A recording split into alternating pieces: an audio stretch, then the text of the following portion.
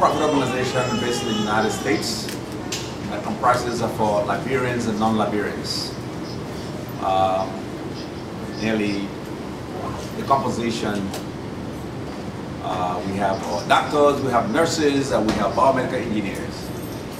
Okay, we have information technologists. So we have varying professionals within the organization. This year's mission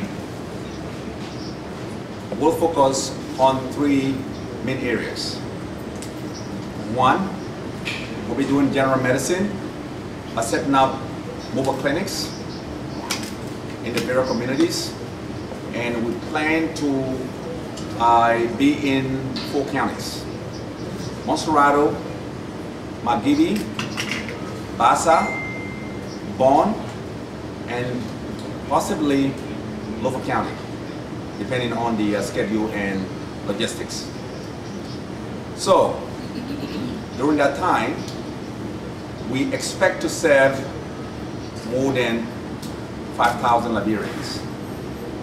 In the area of ophthalmology, which is one of the areas that we are dealing with, we have brought in the country renowned ophthalmologists from abroad that will be doing a lot of good work for the Liberian people. Some of the services that we will be providing are services that people pay thousands of dollars to travel abroad to go and receive. But the Liberia Medical Mission, all the volunteers that you see here paid their way, paid their air tickets to come to the Liberian people. This is a way of us giving back to the people of Liberia that need these services. We know the healthcare system in Liberia. Our goal is for our government not to be taking our children and citizens to other countries to provide these basic services. And this is where the Liberia Medical Mission comes in. The other core area that we'll be addressing is in the area of mental health. We know that mental health is big in Liberia. So with our trained mental health professionals and experts that we brought in the country, we will be meeting with the Minister of Health. Hopefully this afternoon the Minister of Health will be visiting the team, and tomorrow the Minister of Health and the WHO will be doing presentation to the Liberia Medical Mission so that we can truly understand where we are and how best the Liberia Medical Mission can fit into that arrangement. The total value of assistance that we are bringing into the country this year stands at $3.1 million. Okay, that includes the medication and the 2 containers that we brought into the country. We understand that there are many Liberians that cannot afford prescription medication, many of which are very, very expensive. We're talking about cholesterol, we're talking about diabetic medication, and hypertensive medication. These medications are very, very expensive. But these rich people that left the comfort of their homes, that left their jobs, close their practices, just to come and show their contract to the people of Liberia. So, this is huge. A lot of sacrifices into mobilizing these resources. We have our youngest volunteers.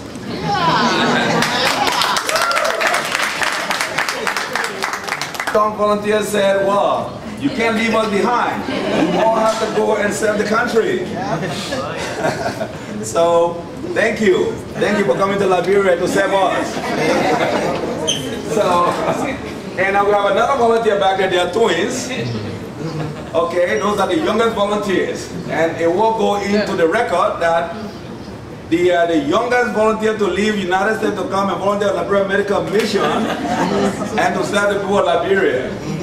So we are grateful that the mother that took Carrie Con and the mom, they all volunteered along with the little kids.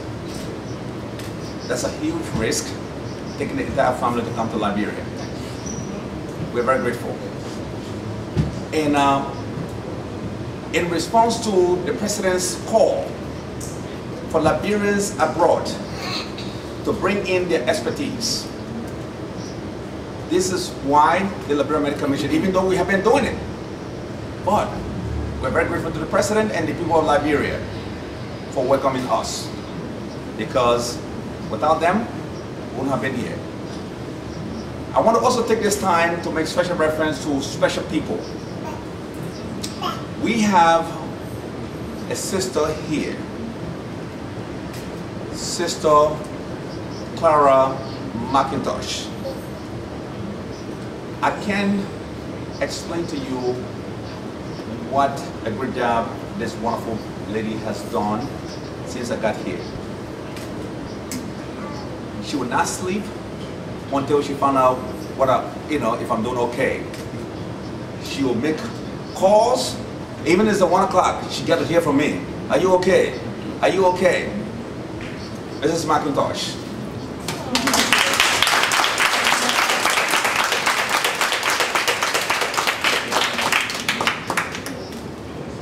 And I also want to point out here that, and I know they will make a remark, the APM terminal, that is an organization that manages the port, all the containers that are coming to this country. They manage all of those, they manage the port, basically. We're very grateful to them. This year, APM Terminal is a great partner and a great supporter of the Liberia Medical Mission as well.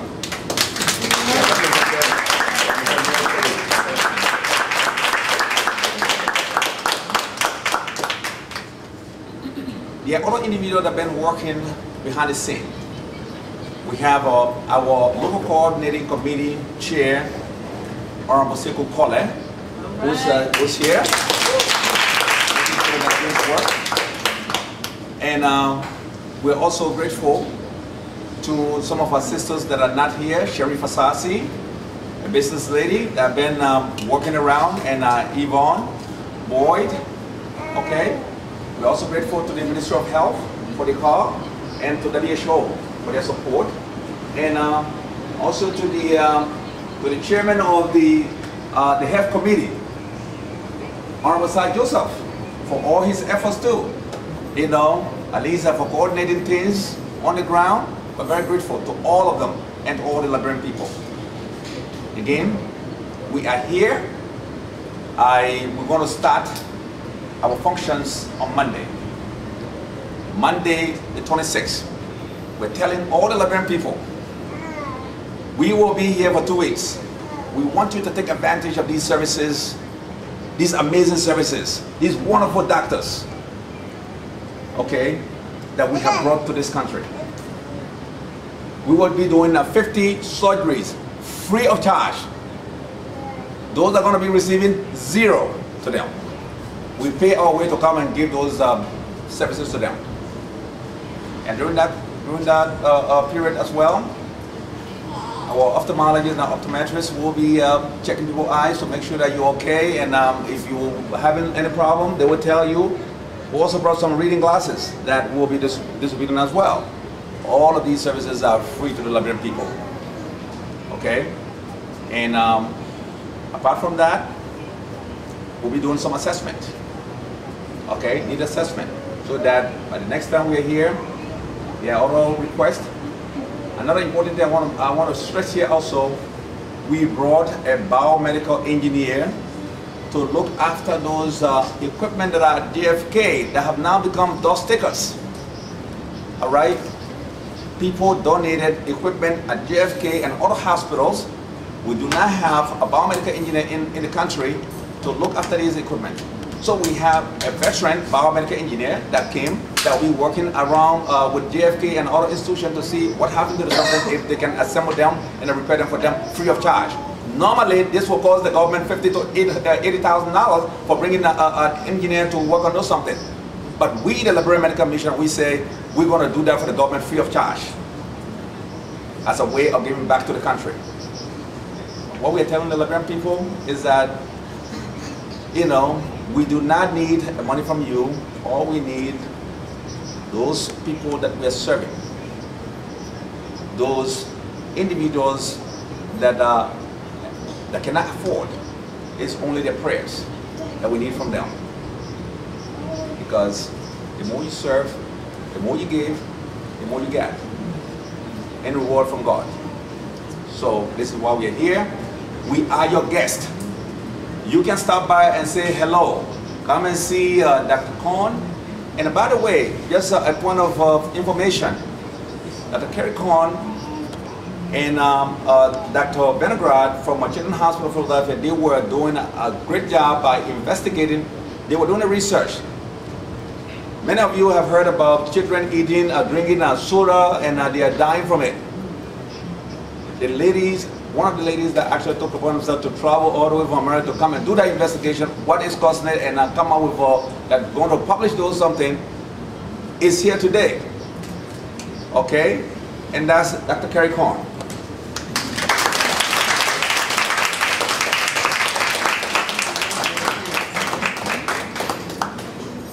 So that shows to you that this is a powerful mission. So I want to tell the Liberian people, thank you for welcoming us, and we are here. We are your guests. Take good care of these people. Take good care of them.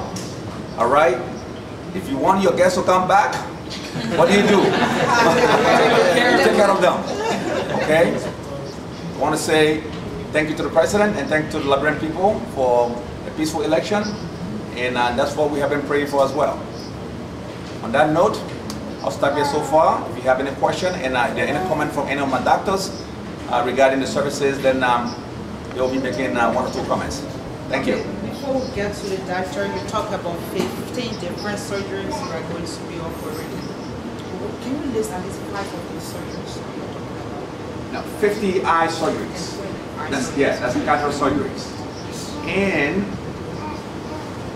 I just want to also make up something. We visited a clinic yesterday. They have identified some eye cases that no one in Liberia could actually look into those cases. But fortunately, for those families and for those individuals, we have our own ophthalmologists on this team that look at it and say, well, you know what, we'll be able to help. So they have been sitting there just by hearing that there's someone that can give them that hope. Just by hearing that we're going to be Monday, they went today and said they want to reserve their space. before instead of going there Monday, so they were all sitting down there today. So I've been getting a call. Is the doctor? I said no, today is not Monday. We are resting today, then that we will be there on Monday because they can't wait to see this wonderful surgeon that will give them this give a sight. So I just want to bring that to put attention to. Dan, can we look at some of your challenges getting your colleagues here into Liberia? I mean, the well-being, you talk about a sponsor. Is it only APM terminal is helping you, or can you need 1 or 2 sponsors who are also helping? Perspective. We do have our sponsors and our donors. We have the Children's Hospital of Philadelphia that have been very supportive. We have the University of Pennsylvania that gave us a lot of equipment. We have Samaritan Purse that have been giving us supplies. We have Direct Relief that gave up all these medications. We have Americares from the States. And we also have our Brothers and Brothers. Okay? So, yes. And Catholic Medical Mission Board is also one of our donors. All right, and C International is also one of our great donors. C International is responsible for, that's the only donor that we have for the eyes. Okay, and Dr. Condron is also here thanks to the to C International. On the local side, we have, of course, APM Terminal. Okay, we also have WHO. They've been very supportive. And also, we do have Ministry of Health. They've been very supportive. And we have our first responder, who is the local host that clearing our stuff. And Huh? Palm Hotel. Palm Spring Hotel is also, you know, one of our sponsors by giving us this wonderful area to live. Okay, you did mention about the surgery. Now, will you please tell the location of where this surgery will be held? Yes, the surgery will be held at Dr. Dolo's clinic. That is 72nd, is that? New Site I.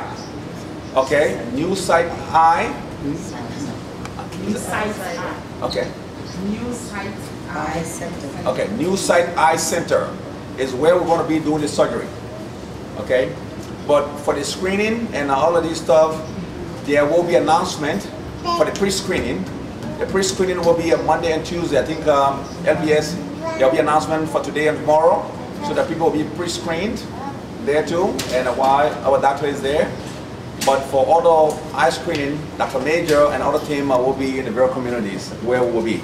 But for the surgery, we'll have that at the New Eye Site Center. So what's your name, please? My name is Joseph Sacco. I am the chairman of the Liberia Medical Mission. Okay, but what you're coming to offer is like a temporary solution. I say temporary because you finish with the case and you're going back and another case comes. So what will you recommend to the government for permanent solution to the many people that are suffering these diseases? Well, here's one of the things that the Liberia Medical Mission, one of our mission and goals is to make sure that we develop the capacity, the local capacity. And in that respect, some of the professors that we brought in will be talking to the Minister of Health as well as the WHO, what we can do in that regard. All right? They say, in our Liberian proverb, say, instead of giving someone fish all the time, you teach the person how to fish. All right? So, Ed, which is our surgeon, the arrangement that we're going to make is that while we're identifying more cases, we will be, together with C International, we'll be flying our surgeon periodically. The Liberia Medical Commission will work into that to come and do more surgery. As he does that, he will also be training local physicians. Not only in the area of ophthalmology, we're also exploring other avenues, like the Children's Heart Foundation in Tennessee. We want them to begin to look into with the new administration. We don't want our children to be taken from here to South Africa and other places to do heart surgery. We have an organization that wants to open a program where they will train Liberian doctors to do heart surgery. All right? So, and that's the goal of the Liberia Medical Mission.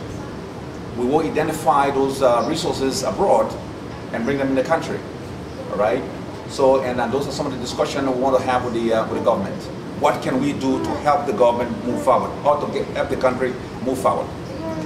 Who's here from the C Medical Center? C International? C International. Yes. Ed, that Conrad is the one, you know, C and Lee Conrad. Okay. So how long are you here for? We're here for 2 weeks. 2 weeks. So what's the total number of you guys? Volunteers. Volunteers, we are nearly 40 volunteers that are coming in the country, providing varied services. So you think in a 2 weeks time you can fill those? Oh, of course, absolutely. Short period of time? Oh, yeah. You know, now the surgery we're 50. We have our surgeon. You know, we have to sometimes tell you, say, look, gotta stop. You know, because if you give him the go ahead, then he want to start surgery from in the morning until midnight. So, and you know, his beautiful wife, even if he's doing at 20, then she will say, well, you know, you need to maximize it. Let's go to 50. You don't have to leave until you do 50. But we'll not let her do it this time in Liberia. We'll tell her, no, let's stop at this amount. But yeah, the 50, trust me, God's willing, we will perform those surgeries. And that has been done before. We're here, this is our second eye surgery going on. That has been done before. I'm heard of all this. So how was the first time? How was it? The first time we had Dr. Barr from Ghana, and he was here and he did the surgery, and everything came up great. The surgery was performed at Redemption Hospital. That's where they were done. And everything turned out great, and we met our goals. With the same Liberia Medical Mission? Yes, the same Liberia Medical Mission. And he came from Ghana? Yes, yes. So you To people help us. deal with people across the world? We look for doctors that will that will help us do the job, and that are willing to take the time out of their schedule to help us do the job. So, and we work with Liberians and non-Liberians. Our main goal is to bring doctors in Liberia to do their job. Okay, I just, sorry, that's about the So, that's a contract. We'll like to say 1 or 2 words. The sergeant, and we'll also have, give opportunity to some of our lead person, the mental health aspect, and also the general medicine, the Carrie Corn and Dr. Sila, and a few other doctors want to say 1 or 2 things before we can, one of our sponsors, APM Terminal, will also make a remark and something if that's okay. So I'll let Dr. Hunter say 1 or 2 words. Yeah, I'm Dr. Ender Condrat, and it's a real honor for me to be here in your beautiful country of Liberia, and I wish that Sea International could do many more cases than 50, but unfortunately it takes a lot of planning. It takes a 6 to 8 week lead time before Sea International orders all the equipment. In order to do one cataract operation, there's a lot of preparation. We need to evaluate the patient, make the proper diagnosis, make sure there's no other problem going on with the eye, and at the same time we have to do some measurements with Dr. Major, who is in charge of that team, making sure the measurements are done, because simply doing a cataract operation is just part of it. We have to rehabilitate the eye by putting a lens implant inside the eye so they get perfect vision. Also, we have to make sure we take the steps that there isn't a post-operative infection, that the healing goes very well. And most importantly, we have to make certain that we're training the existing Liberian ophthalmologist so he will be comfortable in doing surgeries to continue the great work of restoring lost vision in Liberia. So it's a great honor for me to be here. What's your name? Edward Condrat, K-O-N-D-R-O-T. And the boss is my wife, Lee Condrat. She said, why are you only doing 50? You should be doing 500. We hope to next time. Can we talk to Dr. Mayor?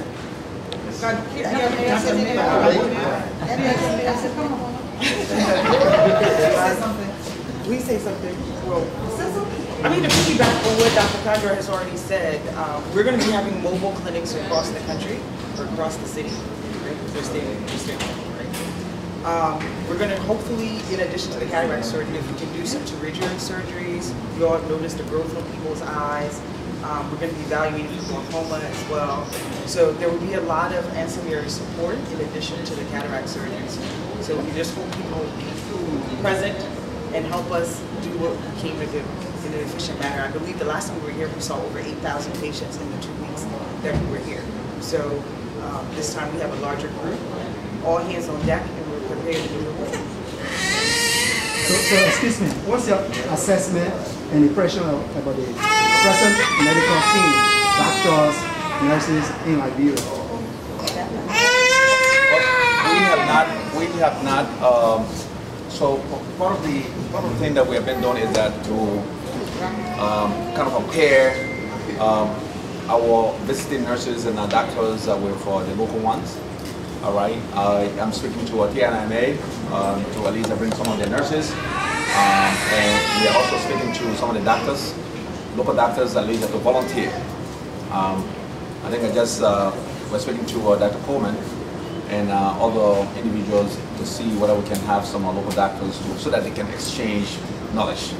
Okay, so I would also like for our mental health area, and from there then I will go to general medicine. So Dr. Simmons, has the mental health aspect. So. What would you like to say? Welcome to Liberia. Thank you. I'm glad to be here. Again, this is my third medical. This is my boy. This is my third trip to Liberia, so I'm happy to be here with our people. I know that for us, last time we did a lot of good stuff. Carly, who was probably hiding back there, and I Did a bunch of different trainings for mental health professionals. We did a workshop for ex-combatants that were child soldiers. The last one was very powerful, very good. I'm hoping to do something similar like that again. And we have a number of, about 3 or 4 hospitals that we're trying to negotiate with, little clinics, including ES Grant, that we can go and probably provide some training for their healthcare providers there. So, and I think the last time we were here, we did a lot of public education also, so a lot of radio and TV stuff, just to talk about what is depression, what's anxiety, what's trauma, those kinds of things, how everybody in different villages can help. You don't have to be a professional to be able to help the next person that's struggling. So I know that we have a lot of stigma around mental health stuff. Sometimes we don't want to talk about it, but in one way or the other, for most of us, for me, I went through the war. So for most of us that went through different stuff, we still living with certain things. So there's no need to pretend that it's not happening. We want to talk about those things and make it as clear as day. And if there's any way that we can help, we want to show how we can help. And help is available. So this year it's me, Carly, and I brought my good friend Wally also. So we have a team of professionals, mental health professionals, that will be available to help. You had your training. After the training, have you spoken to those that you have trained after the training when you went back to the States to make a checkup on them and see what they have been doing? Yeah, we did. And most times the easiest way to communicate is through WhatsApp and Messenger. So we kind of check in to see what people are doing, how they are doing. A lot of times, even the people that were at the PTSD or the trauma workshop for the child soldiers last time, they still send, messages and just to check in and, waiting for us to come back. So we're back people. So we'll tell you where we'll be. And we're very excited. So if there's, anything that we want to assess, I know one of the things that is really, really hard on my heart right now is the whole issue of sexual and gender-based violence. And I won't go into y'all know what that is, the different things and what we can do with, our children. And I'm trying, y'all learn my Liberian English? I'm trying, it's not going in. Thank you. And I've been working on my Liberian English. But, just the fact that the last time, when I first came in 2013, I think this child was 7 or 8 years old. 7 years old, I'm crying like a baby. That gotten raped by a neighbor and all that stuff. And I still remember the grandma saying, but you're not supposed to pay his, why I tell you to go there for? So anyway, that really touched me, and it's been a theme throughout for mental health stuff, because we know that it's an issue that we know that it's a problem, but there's not as much being done about it. So we really want to raise more awareness to that, and we want to shed light on the fact that that's not okay, because you think about a 7-year-old, that's a child's life that you've taken, as far as being able to have children, if she wanted to have children, those kinds of things. So there's a lot to it. I don't want to take too much of your time, but these are things that we're passionate about. These are things that we want to help with. So if there's anything that comes up, please, just let us know we're here. Okay? Any other questions? We're good? All right.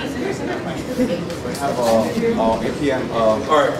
So my name is Noah Sharif. I'm the commercial manager for APM Terminals, and I'm shaking a little bit because my heart is filled with joy. When we first heard about the mission, it took us 2 minutes to want to be a part. We literally begged to be a part of this. So we were talking about volunteers who took off the time, not necessarily what we are doing locally. All these people are very basic people, very important people. They're coming back home. Standing here right now, I feel like one of the 50 persons that's going to be doing the eye examination or surgery, XYZ. So thank you so much for coming, and please feel at home. For our sisters and brothers that are Liberians, welcome back home. We'll do our best to take care of you guys, and our foreign guests, I would just like to say welcome and thank you. A very big thank you for this opportunity. I think I don't have anything else to say. So why cause the APM terminal? Because if you are to levy the tariff on all the goods and the stuff they brought in, all workers. So let's talk about that after. I don't want to talk about tariff. This right here, it's more important than anything else. Our core business is running a port. If we need to talk about it, I'm more than happy to talk about you. We don't need to steal the show. This is Liberian Medical Mission interview / lunch. So I'm more than happy to talk to you after here, right? But this is about welcoming you guys and making you guys feel comfortable. And please come back next year. And let me put my Liberia hat on. I will hope that we have a lot more local partners going forward, right? Yeah, I'll put my APM hat on again and say, I don't know what your schedule is like, but we're more than happy to give you guys a tour on your off days, because all work with our place sometimes is difficult. But I'm more than happy to show you guys what we do as far as running the port and sort of development that we run for our core business, in addition to something like it. So thank you so much. Thank you, sir. Finally, from our end. Yeah, you talk a bit about people that are physically challenged, and I think the Liberian Medical Mission has something to do with it, that you have a package for them and you have something to say. I overheard you talking about it. So can you talk a bit about it? Okay, so is it possible before we go into something general, the general medicine, we have touched the eye, we have touched the mental health. Yeah. The general medicine, we have our chief medical officer of the mission, Dr. Chana Silla from Atlanta, will make a quick remark, and we can also talk with that, Dr. Silla. I'm Chairman Silla, C-H-E-R-I-N-O-R, Silla, S-I-L-L-A-H. I'm the Chief Medical Officer of this medical mission. I'm very heartfelt in the sense that all these people from America came to Liberia to help the Liberian people. This is my second time on the trip, but every trip to Liberia, I've been part of it. And I left this country in 1990, just before the war. It was a rough time, very rough. And I turned back on the country. In the sense, I was disappointed of what happened. But looking back, I'm glad I'm part of this mission, because without this mission trip, I was not quite sure whether I want to come back. But I came back in this form to help our people. And all the doctors and nurses here and support staff, welcome to Liberia. The goal, we do have a long-term goal. It might seem, 2 weeks might seem very short, but we do have a long-term goal. And these long-term goals, we need the help of the Liberian people, the Liberian government. We have people that are willing to help this country, but also need the support of the Liberian people and the government. Because without the government, you can't do anything. I've done this in other countries, not just Liberia. I've been in Haiti, been in Ghana, I've been in Guinea. And in Haiti, I've gotten good support from the government of Haiti. And organizations that I've gone with, they established a very good clinic in Haiti. And doctors go and treat patients, they come back. I'm not quite sure what we're going to do in terms of Liberia, but our long-term goal is to establish something that we can always come back, even not as a team, but we can still send doctors to come and help. And we know a lot of doctors that will be willing to help. It's free of charge. No cost to the government. You don't even have to buy the ticket. But you just need a good host and a good sponsor. What's your name again? Dr. Kong? Yeah. I mean, there are a lot of doctors and nurses here, but I'm telling you, she is extraordinary. I must admit. She is extraordinary. She got a very busy schedule, because I know what she does, right? But leaving that job and coming with 2 kids on this trip, it means a lot. Absolutely. Absolutely. It means a lot. And these are the people we need in the world. She's not Liberian. She's not black. She's not. She has no tie to Liberia. Her job, she have to explain what she does. I can't explain that for her. But bringing in 2 kids, I'm telling you, she's extraordinary.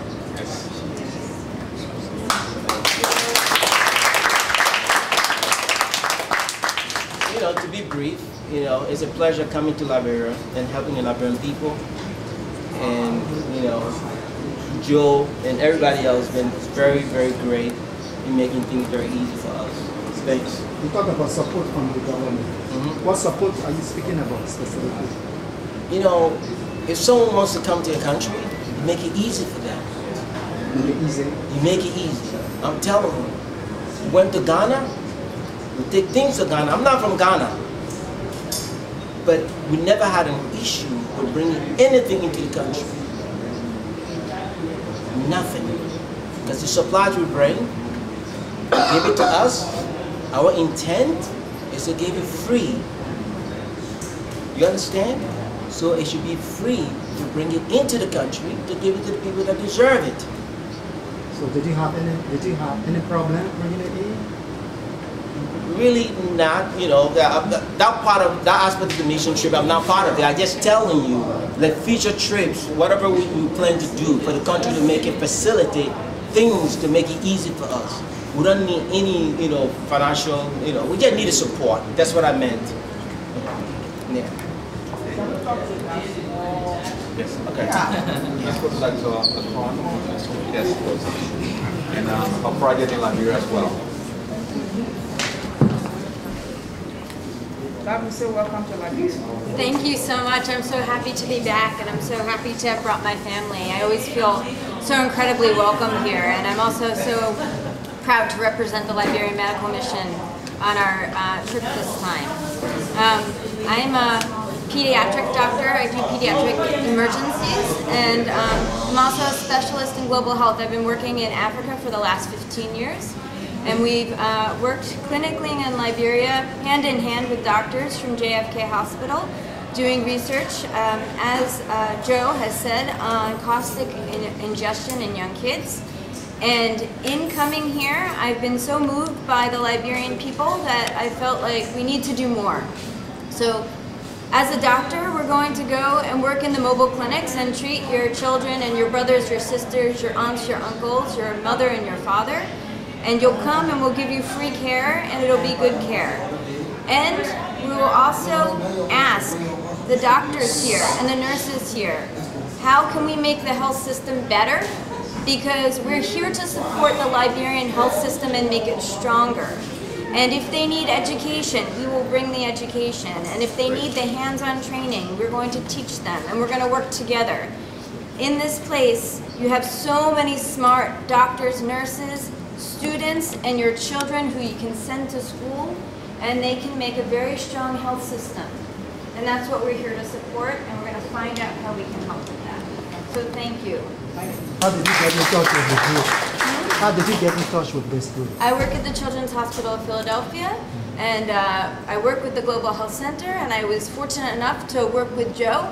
We were trying to get a grant together for Liberia, post-Ebola, and we spent a lot of time working together, and so I learned of the medical mission, and I said, oh, I have to come, we have to work together. Thank you. Thank you. Finally, from the local coordinating committee, I'm briefly, Mr. Corlett, say. Thank you. Thank you, Joe, and thanks to Sis Roberta and the entire team. For those of you who've been here before, welcome back. For those of you coming for the first time, please come again. And on behalf of the local coordinating team, our mother, Mrs. McIntosh, who is truly the engine behind all of what we do locally here today on this particular mission. Maybe from mission to mission, you will see different faces of local people who will play a key role in this one. She is the pathfinder, and we want to say thank you for everything. And we are here to try our weak ways. We are not the big donors, but we are the foot soldiers to make sure we facilitate at our level to support Joe and the team. We want to say thank you. We'll be with you daily on a mission throughout your 2 weeks stay here. Thank you. God bless you. Final comment from our mother, Mrs. McIntosh.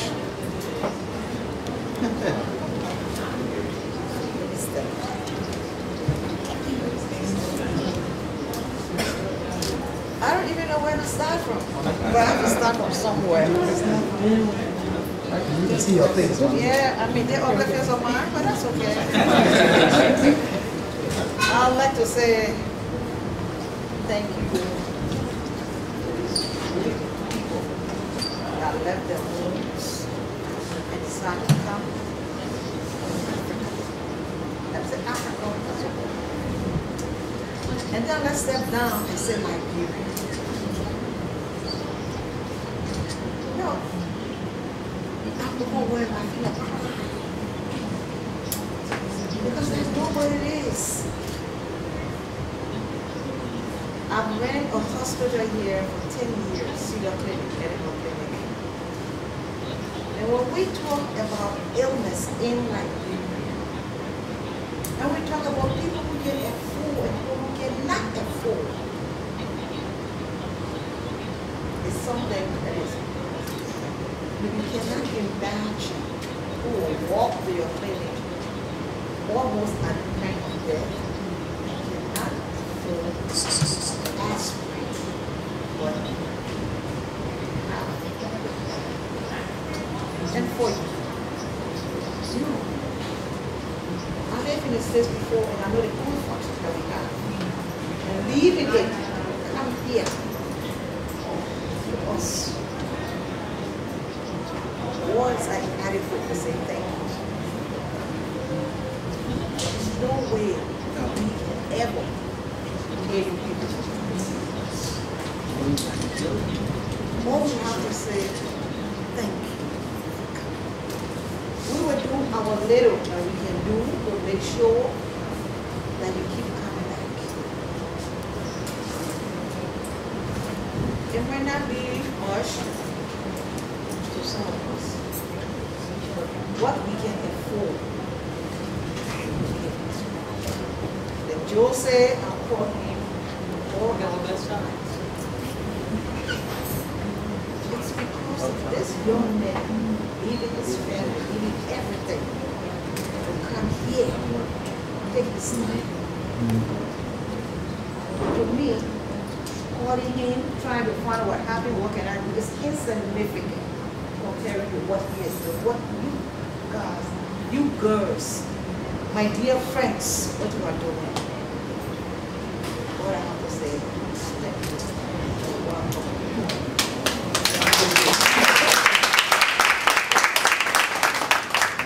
Okay, well, I want to say thank you again to the press and finally our wonderful and amazing nurses that are here, the doctors, the biomedical engineers, support staff. I want to say a big thank you. I wish I was you guys are amazing. So on that note, we will conclude the press conference. The folks from the national television and also from the other media groups, I want to say thank you. We will be in Monserrate County and Amagibi, like I said, Monday. Monday we will be Somalia Drive, probably Jacobtown and New Georgia. Then West Point will be on Wednesday, West Point Community. And we are also thinking of having one day of special service for our disabled people, the Group of 77. That's one of the vulnerable groups. The handicaps and all these groups, we want to have a one day for them. But we're going to be still working on the details of where to have that clinic. Okay? So then we'll go to Magigi, Mbasa, and Spawn. And we'll also think about going to go for the logistics are there. And so again, thank you so much for taking up your busy schedule to come and see us. And be free. I know.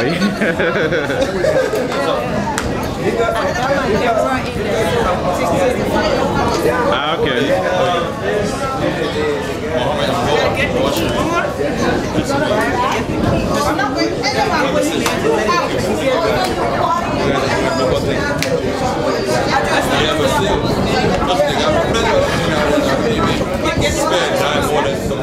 Yeah, that's fine. I just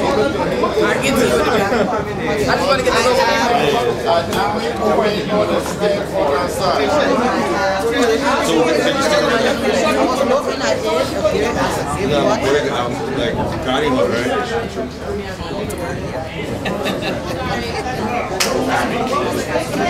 But since everybody here, everybody get together, we're gonna take a picture. Okay. Get together.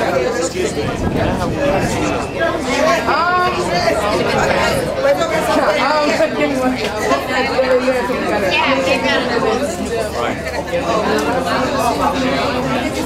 Yeah, I just want to join. Let's get it back.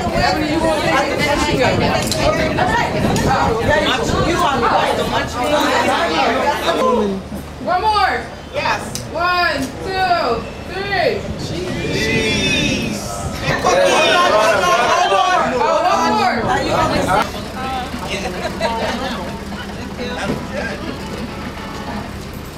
The best dancer coming out. Yes, the best dancer is already here. I know, right? Yes, three of us. I want to see you do that.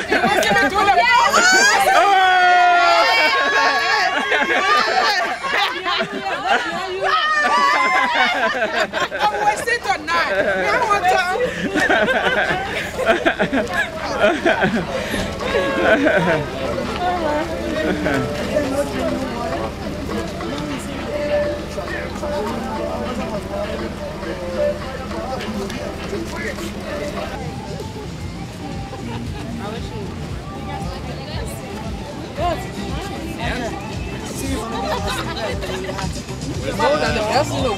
I know, right?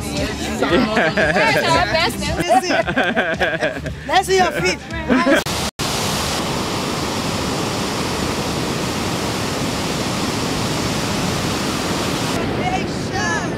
To help our brothers and sisters. We are happy to be home. And we are on the beach. Say that you know it. We do have beach.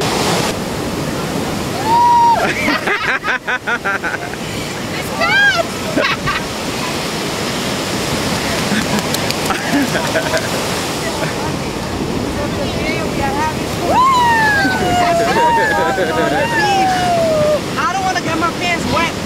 You get your feet wet. Just a little clip to let you know we are doing work and working smart and having fun. Love you guys. God bless you. I don't want my name to be put. I want to see him feel good about it. Yeah.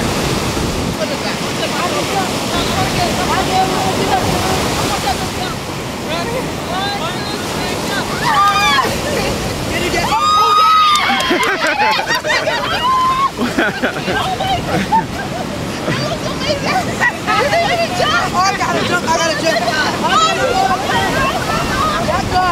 Let's go again. Ready? Yeah. Are you ready, son? 1, 2, 3, jump. Did I jump? I know. Ready? That's what I gotta jump. 1, 2, 3, jump. Yes. That's it. We did it. Oh, let's go play volleyball. Let's go play volleyball. Let's play volleyball.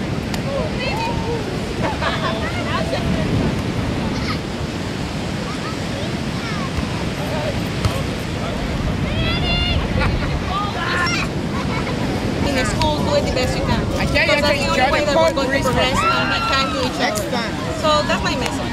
Okay. Thank you so much. So you want to say a name to the people? Next time. Do you want to call your name to the people? Oh, my name is Veronica. Yeah, I'm from Venezuela, but I work in Thank you.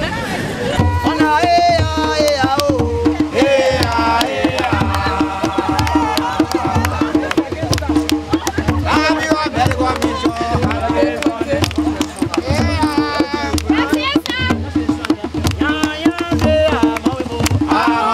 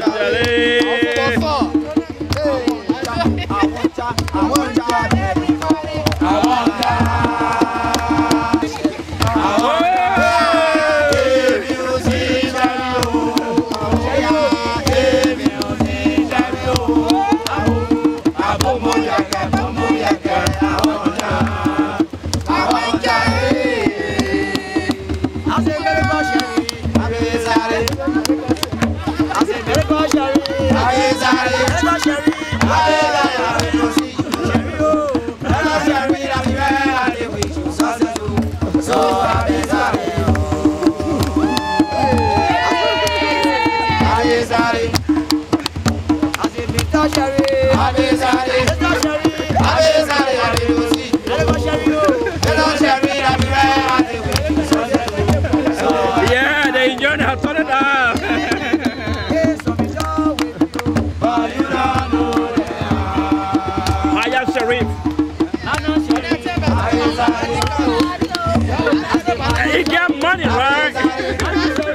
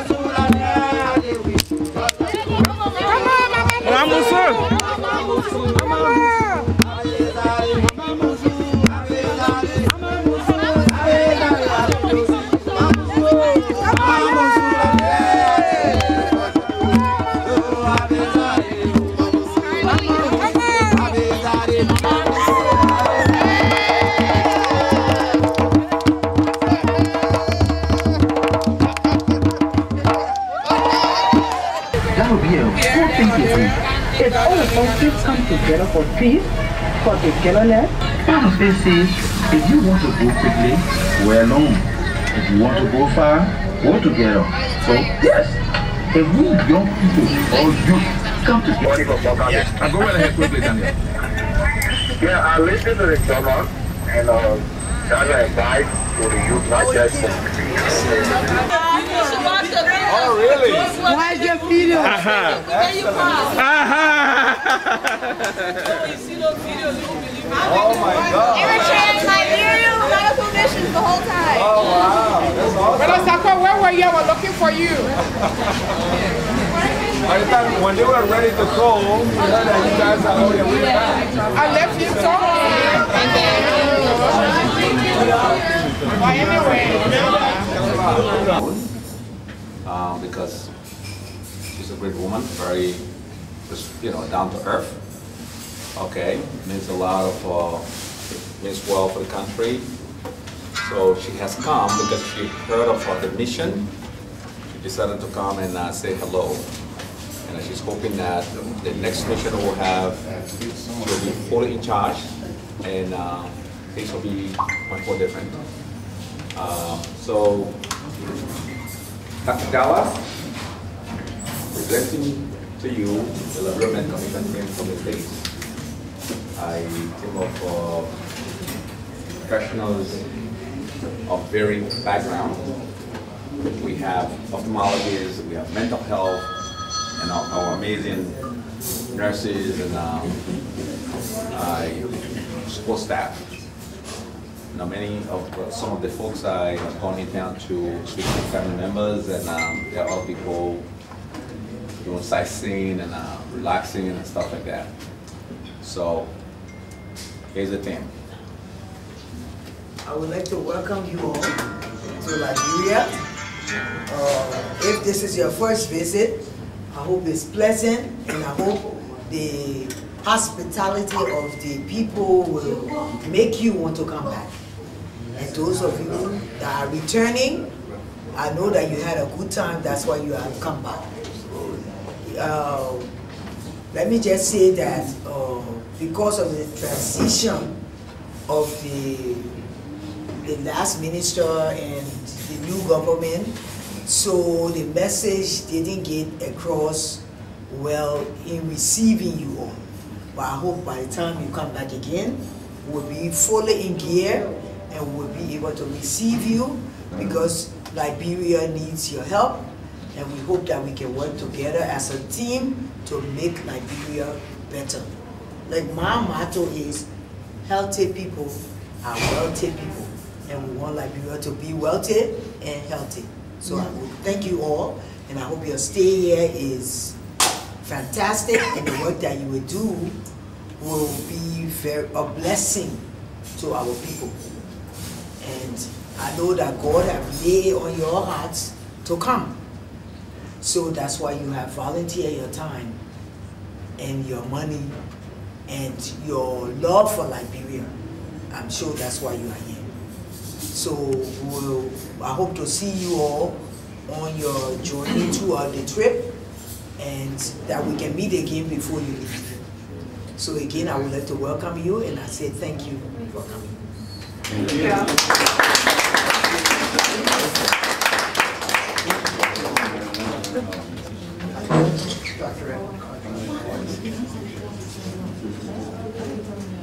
Thank you. I'm scheduled to do 50 IR operations. Many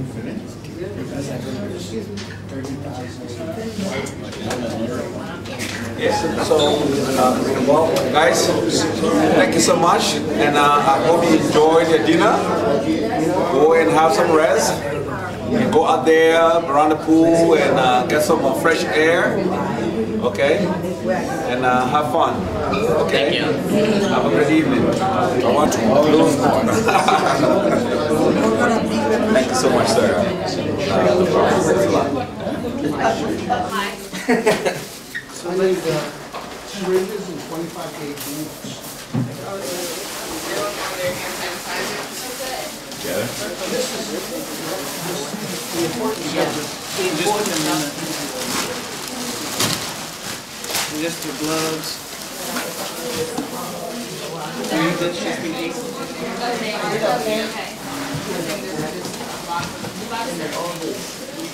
This is the West House for post-op injection.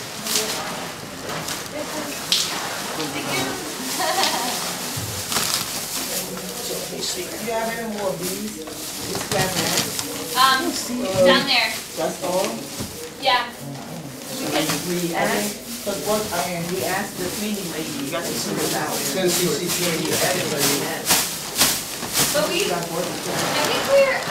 She wants to know how many for your post-op. Oh. So you got a bag for post-op stuff? Well, we can wrap them back up in the bubble wrap. 25-gauge needles. After we clean them. Yeah, we have cases. This is for the retrovalvular pre injection. NCC. You need 25-gauge needles. So some stuff that they have to do on there. Well, I need this. So once I've counted them, just put them here and then you wrap them. Yep. You got the needles. Yep. You got 225 gauge in here. That's the in the pack. Oh, really? So yeah, they have the whole prep. So you can take them on the whole prep. Yeah, you know they're really scant on the. So we're going to see it. So you should be good. I don't like get the injectable here. So that's your injectable. Yeah, this is the injectable after the case. This is the Post-op injectable. injectables. I want to do them. I think one of these will make fall out.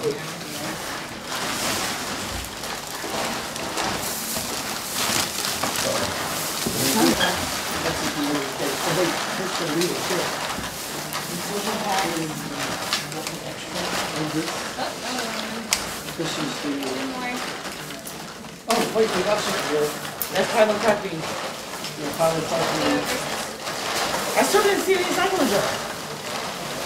Was it? It was on the manifest. This is a bonding experience. We've been together since the beginning. I know. On digging expeditions. Yeah.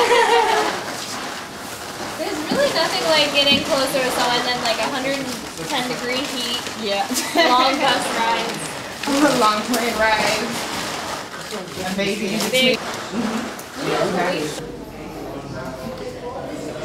You push for myself to see what we got at me, so I want to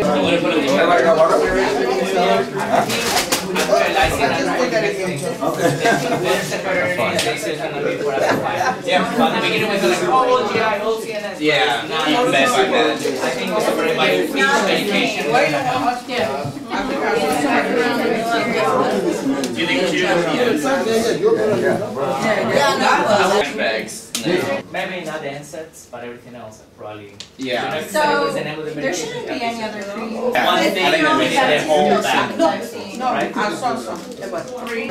We should, because we're gonna need a bunch more bags. We put it okay. Yeah, it's all the no, it's all the. Oh, okay. Yeah, I think the entire bag is. No, she's talking about this. All the steroids, regardless of the potency, I think that will live. I know. You know, It's hydrocortisone versus cortisone. Yeah. you remember we put this there? Okay, fast. It's an allergy or has had a reaction, then you want to pick one over the other. With that, I would not care. But the issue is that physician, you can actually guess actually if you have allergy to the lab. No, let me go. Listen to this right now. I think, oh, no, I'm going to say that. So we're gonna generate a list of what we have. Yeah. The rest of it. But that's not that one. That one. I thought you went for one for me. You go. The chief himself.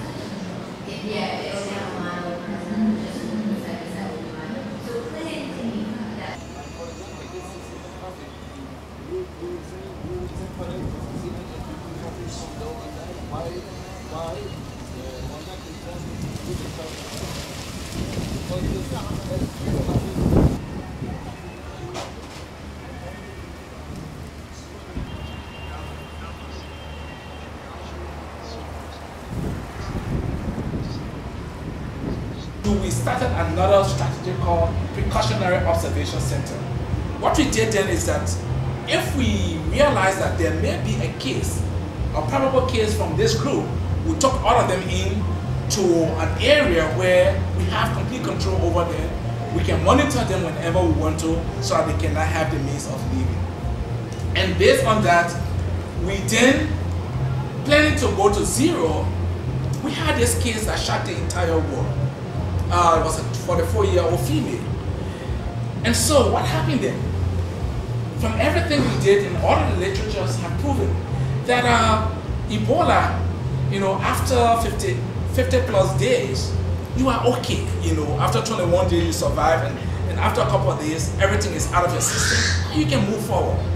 But this case was, changed some of the things that we learned. When we had this case at Redemption Hospital and was tested Ebola positive, the question is that, how did she, because we have gone almost 31 days being Ebola free, and then this case. So how did we get here? We went there and talked to the family. Did anyone come from Guinea? Anyone came from Sierra Leone? No. Did she travel? No. So okay. So ask this girl, your mom has a husband? Oh, she has a boyfriend. Where's this boyfriend? Oh, he's in this certain area. What is his name? Call the name, and we put that name into our data system and realized that he was a survivor. The Ebola treatment unit, almost 150 days plus before he even got in contact. So this has changed everything that we learned and so forth. And to do that, we have to actually prove that. And based on that, working with all of our partners who were able to get him, were able to extract his sperm, tested it, and he was still sharing the Ebola virus. And so we had to call Dr. Casasira was in that meeting. We had to talk to WHO, Afro, WHO, Geneva, and CDC Atlanta to let them know that, look, everything that we've learned, it has changed in Liberia, what we have been thinking. And this is why today we have prevailed in Liberia where men have been tested and so forth. Fortunately for us, I think all of the men have come down to zero. They have shared some of the virus and so forth now. They are all cleared and so forth. So we have reached that stage. But this is very important to know. This lady had 43 contacts, but because of how effective we have become, none of them came down with Ebola and so forth.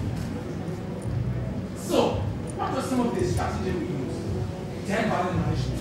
One of the things we do not do in Liberia is incineration of bodies and so on. So, we went ahead, when things got so tough, there were so many people dying. What did you do? Well, you have to take them and bring their bodies. But then, so what you see here, these are ashes and other things from the bodies in order to respectfully bury them and hold something like a monument to remember them. So we started safe burial, safe and dignified burial. At the clinic and so forth, there are a couple of things we decided to report that assist us. So from the community, we have people in the community talking to individuals and so forth like we saw. But whenever you got into the clinic, we had a triage. So from the triage, we were either sent to the general zone or what we call the green zone. And if there is some suspicion and off the way, we go back to the green zone because you were negative. So using these methods, what we used was called the rapid isolation and treatment of Ebola. Isolation and treatment of Ebola strategy basically was used. We built it on the community empowerment model. So working with the community, which served as the fulcrum or the foundation of this process. And then thinking of pre-positioning of supplies in local area. And then within every county, we had a team there, a right team, that was prepared and ready to go in whenever there was any death or there was any suspicion of any illness and so forth. Go in there, check on these people, and then after that, get samples, send a sample for testing. And if it is negative, then of course, the people go. If it is positive, then a bigger team come in, isolate these people, and carry on what we needed to care. So you do the deployment, you do everything, basic treatment, and then after you continue that again, everybody comes back, and then you pre-position and so forth. So that was using the right strategy, and this strategy was very, very effective. It was the epi surveillance. They have to map out on a daily basis the amount of cases we have, what was going on around the country, informing me in order to make sure we contain this. Where are the problem areas? And this was something that we did effectively, and we mastered that after a period of time. So on a daily basis, when we did our morning reports, we will show exactly which of the part of the entire country, which area were green zone, that is safe zone, there was nothing going on there, the red zone or where we had trouble, either a positive Ebola case, the yellow zone, or orange zone were those who had Ebola, now they have gone through and they are waiting to be cleared. They have to go 42 days and so forth to turn into the green area. So we have active surveillance, individuals in the community, and they had to go from house to house, making sure that they are talking to people, gathering the information that are necessary to guide us. One of the things that happened was that the United States government coming in building an ETU, basically primarily for healthcare workers and for those that were in the country. So as Ebola erupted and so forth, healthcare workers are dying. The healthcare workers themselves wanted to have some kind of safety and said, look, if anything were to happen to us, where can we go and get treatment or get the best treatment and so forth? So the presence of the U.S. Army coming in and helping to build the ETU basically brought that relief that was needed, and so many people felt safe and so forth.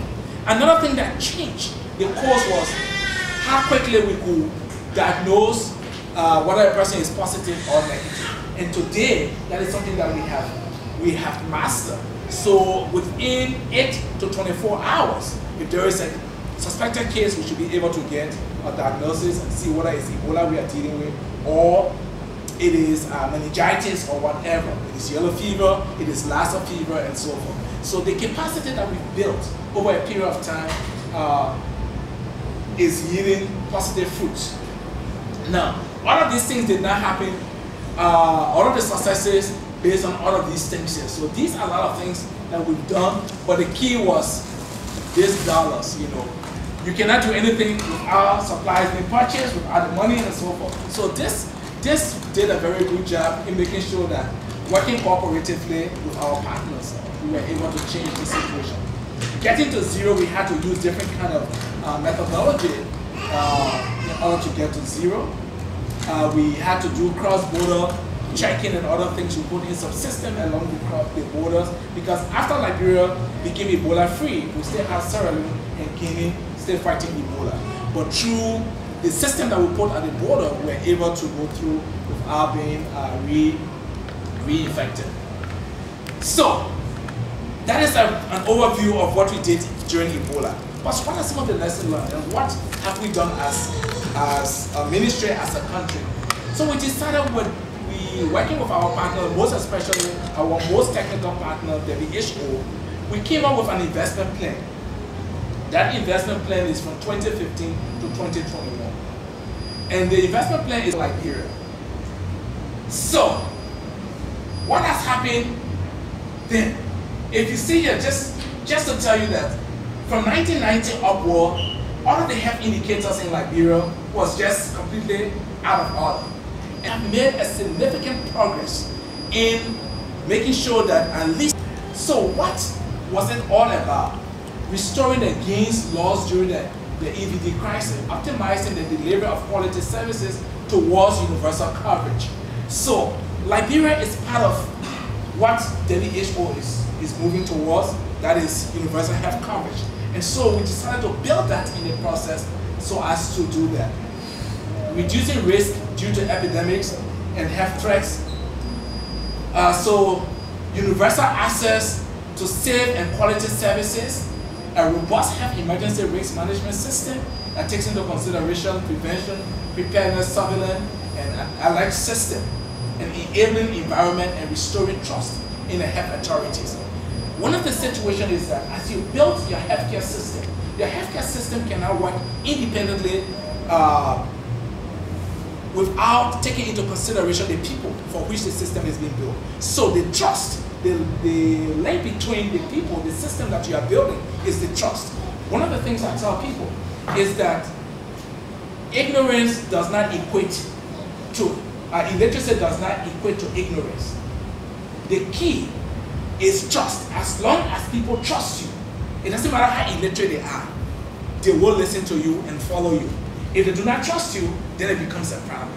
And so, we try to do that through our process. So what is the key priority areas from this big investment plan?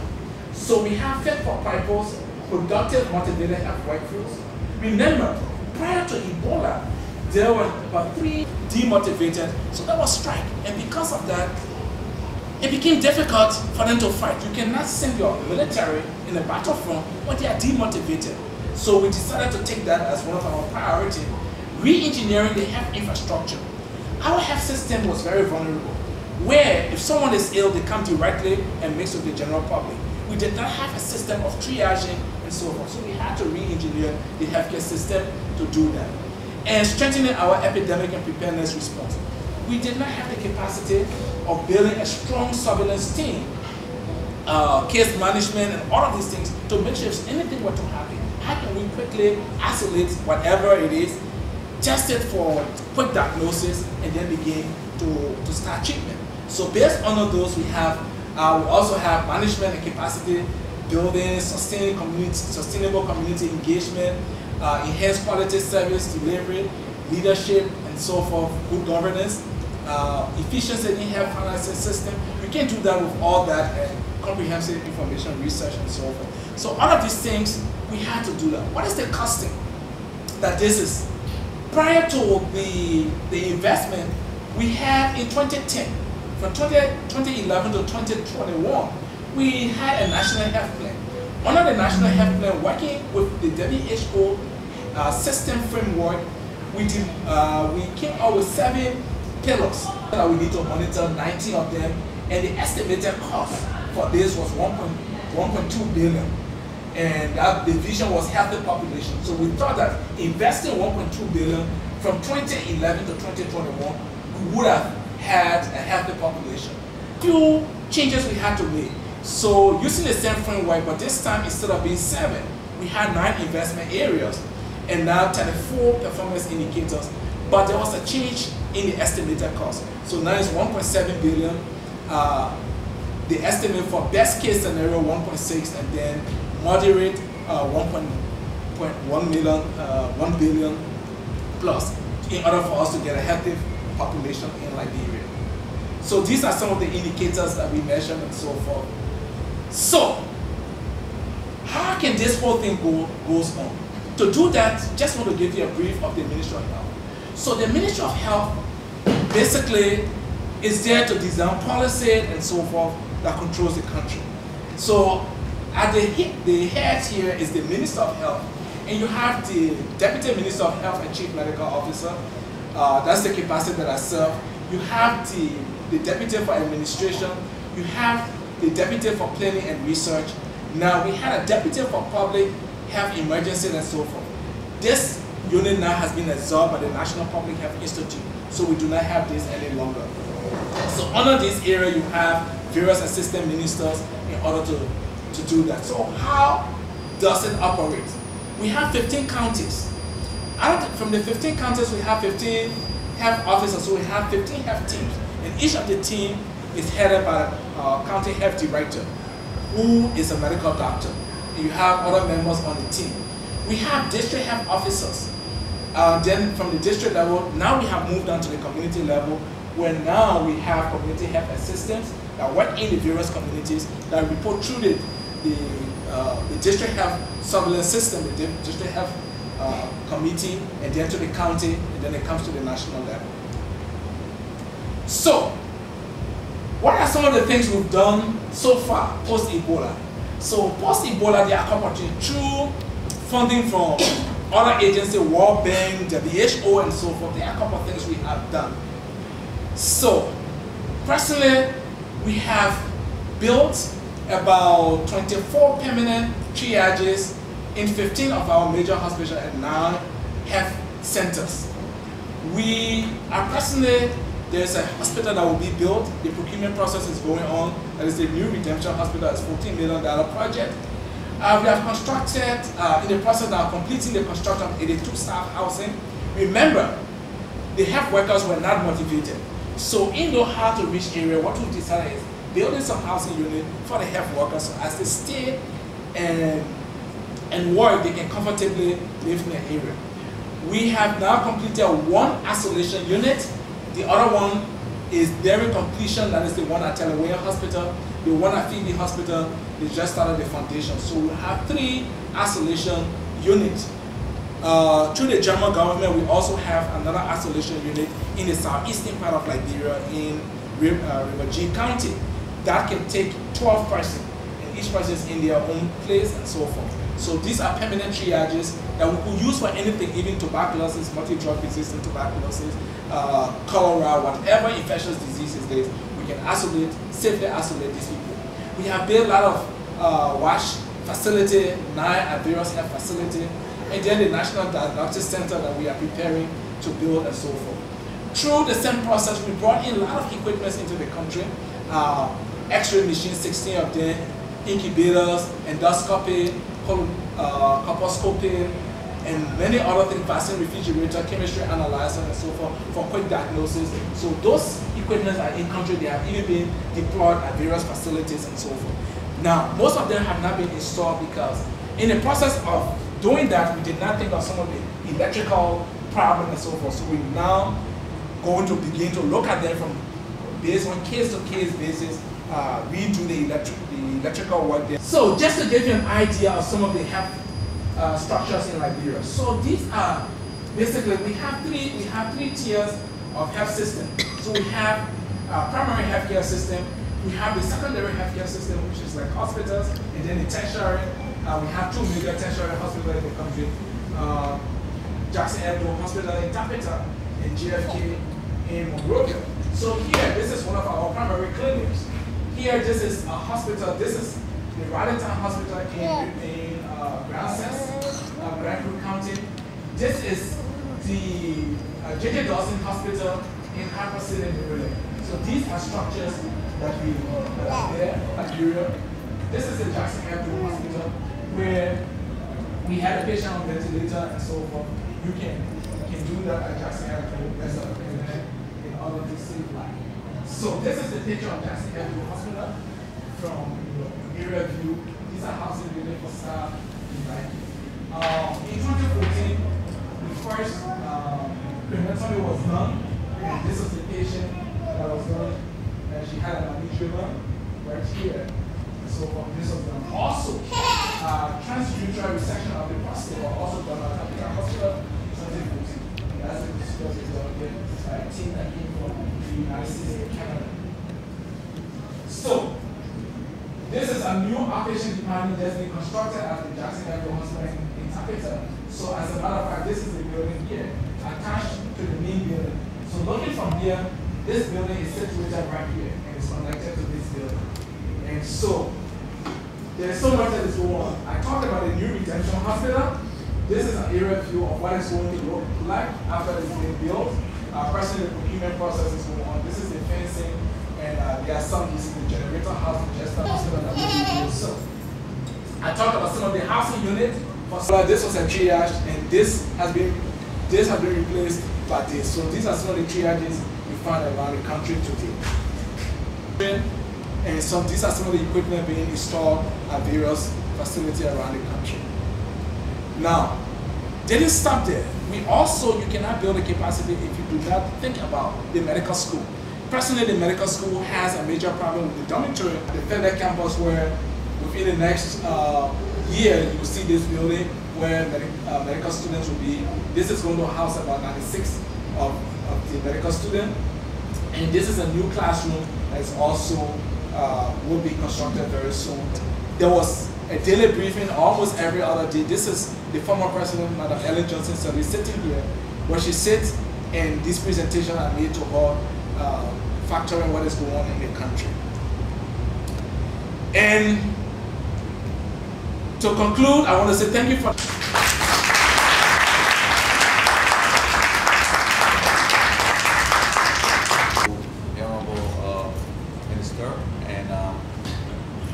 get one or two statements from the WHO representative, and we'll come in with a quick remark about why we're here and what can we do at least to help.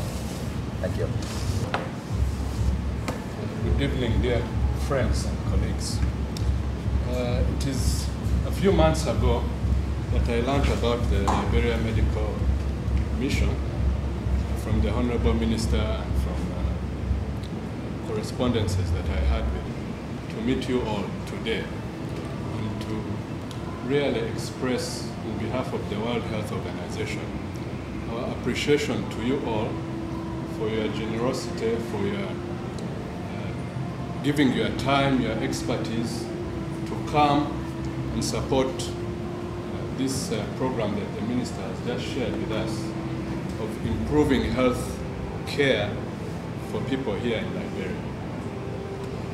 The World Health Organization works with the government, works with all the partners to improve health in Liberia through improving health services, improving access to information, technology that will reduce risk factors. And so your mission here in Liberia and your mission as a mission is very much in line with what we in the WHO do. And so we are very delighted to be part and play whatever little role we can play in this work.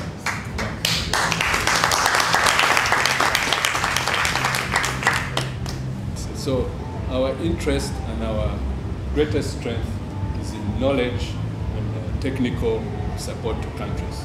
So as highly technical people, we are extremely delighted that you are bringing your expertise here.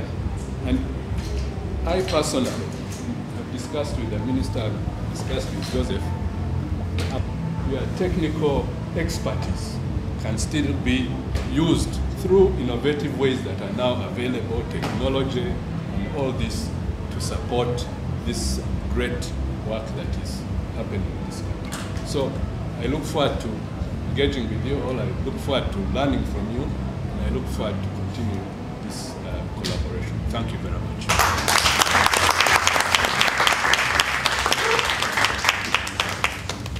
Excellent. Well, thank you so much. I think we have our team of doctors and nurses here. We have a team of mental health, also biomedical engineers. I first of all want to give an opportunity to our doctors who are here, our nurses, if they have, based on the presentations made by the Honorable Minister and WHO representative, if you do have any question before I even come out with my concluding statement, if you have any question and concerns and stuff like that, you know, feel free, at least, to engage them so that your questions can be answered. Thank you. Miss Cecilia Paul, I think I met you before. Good seeing you again. I mean, we have passed the Ebola stage to a certain extent. My concern is, I had the opportunity to travel around the country into some areas, and this goes specifically to you, Dr. Kete, who have graduated. They are not employed, their names are not on the payroll. They work voluntarily. So what is being put in place? Because with all health professionals, no matter how much money is pumped into the country, no matter what we do, it will fail. So what is being put in place to encourage the health professionals who have gone to school? They are trained. But yesterday the government can absorb them and get a little salary. They go to work every day without even, you know, being on the payroll. Someone else said they've been on there for a year just working. I mean, so what are some of the things that are being put in place? Because, I mean, it don't sound right, you know. I've done as Chief Medical Officer in the previous government is not to sit behind my desk. I'm one deputy minister who is out in the field. So I have visited more of the clinics in this country. There's nowhere in this country I have not gone. And there are a couple of reasons that these things happen. The thing here is that we have people graduating all of the time. We have healthcare workers. The government has a payroll. Now, let me give you an example. For this year, this fiscal year we are in, the government has given, out of that $58 million, close to $30 million goes towards salary of healthcare workers. Healthcare workers, they realize that whenever they go into the rural area, it's easier for them to get on government payroll. And as long as they get on government payroll, the next thing is that they relocate themselves to Monrovia. So today, if you go in some of the places, let me give you a typical example of Redemption Hospital. If you were to go to Redemption Hospital, if you look at their payroll, they got over 136 nurses that they claim on the payroll. But if you were to go there, you won't count more than 35 nurses that physically go there. Doctors, you got about 19 doctors on the payroll. But if you go there, you cannot count 7 of them at a time. There is only one operating theater that is functional at Redemption Hospital. You got about 10 nurse anesthetists that say they work there. If you go there, you can count 2 of them there in a day's time. There are about 87 midwives that claim they are working there, but if you go there, you can count 12 midwives in the daytime. So the problem here is that it's a multi-dimensional problem. One is that health workers themselves have to be honest within themselves, because when you are assigned to a place, so from the data, we know that there are nurses that are assigned to those clinics or doctors that are assigned to a particular clinic.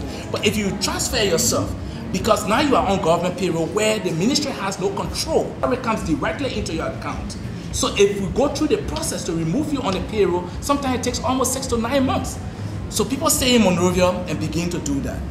With that being said, what have we done so far? So in the interim, we have had some people, because the clinic cannot stay there. So you have people that are there through other programs that we have, like through the pool fund mechanism. We incentivize them. They may not be on payroll, on the government payroll, but they got some kind of incentive on a monthly basis.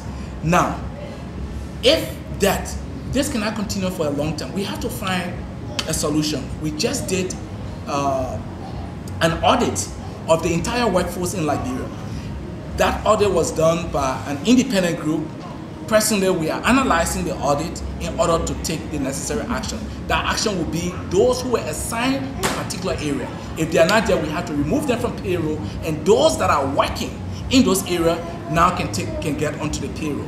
So with that being said, with the new administration working along with the planning unit, we have to begin to plan the health system in a much better way. In that, we have to know who is retiring per year, how many graduates coming out, so that you can match that and place them as soon as they graduate, instead of doing a guessing game. So it's not just only that, but it takes sincerity and honesty of some of the healthcare workers as we build the system. Yes, ma'am. Dr. Kate, thank you. But my question is, I was very disappointed when we came here in, was it 2016, with a biomed guy from CHF in Tennessee. Joe was trying to do. You really did well by facilitating to go to capital. Unfortunately, you left behind. You could not explain to the guy why the hospital is doing, what are the equipment in the hospital, whether they were functional or non-functional. The guy went alone. There was no administrator to explain to him about the hospital setting, and we came back. Unfortunately, we didn't get CHF to come to Liberia. What are you doing about, if you have train abroad or people you getting the equipment from, are they going to train the Liberians? Okay, thank you so much. There are a lot of lessons we had to learn. For example, Tapeta Hospital, the equipment we had came from China. Many of the manual and so forth were written in Chinese. They had Chinese experts there, and their role was to impart knowledge to the Liberian. They were there, they did not impart knowledge, and that's a problem. So what have we done?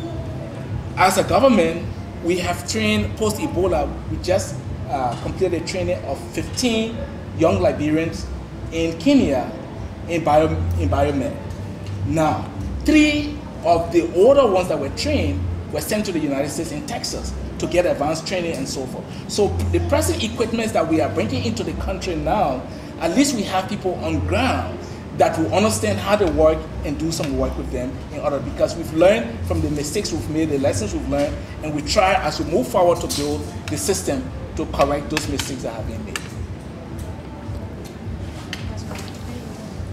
My question is maybe on technical assistance side, given the large percentage of healthcare workers, what do you have in place or projecting to deal with technical assistance to support job burnout, corruption, low self-esteem, things in that area in terms of the human component side to keeping people well so they can also help people get well and stay well? We design. There's one called Fit for Purpose and Motivated Health Workforce. So in that, this is based on that to keep these people motivated and do what they needed to do. We are building houses, and in those houses we put in a few things. So those are some things that we use to encourage health workers. Now, their salary, we are also looking at innovative way to see, okay, what is there and how can we up, if we do the clearing and so forth, how can now increase some of the salary. But remember, the entire country budget for this year, last year and this year, is about $415 million to run the entire country. But at the same time, you have so many ministries that need the roads and other things, agriculture and so forth. So with the minimum resources, we have to innovatively think and see what can we do to increase capacity, but at the same time, people are motivated in the process of sharing that. And with that, build their capacity.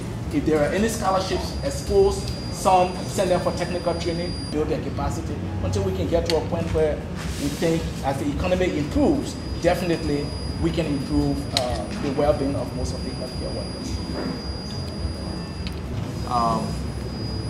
Yes. Kind of get a little bit of information about those pillars and what is your division for non-communicable diseases? Sure. We've done an integrated system for non-communicable disease.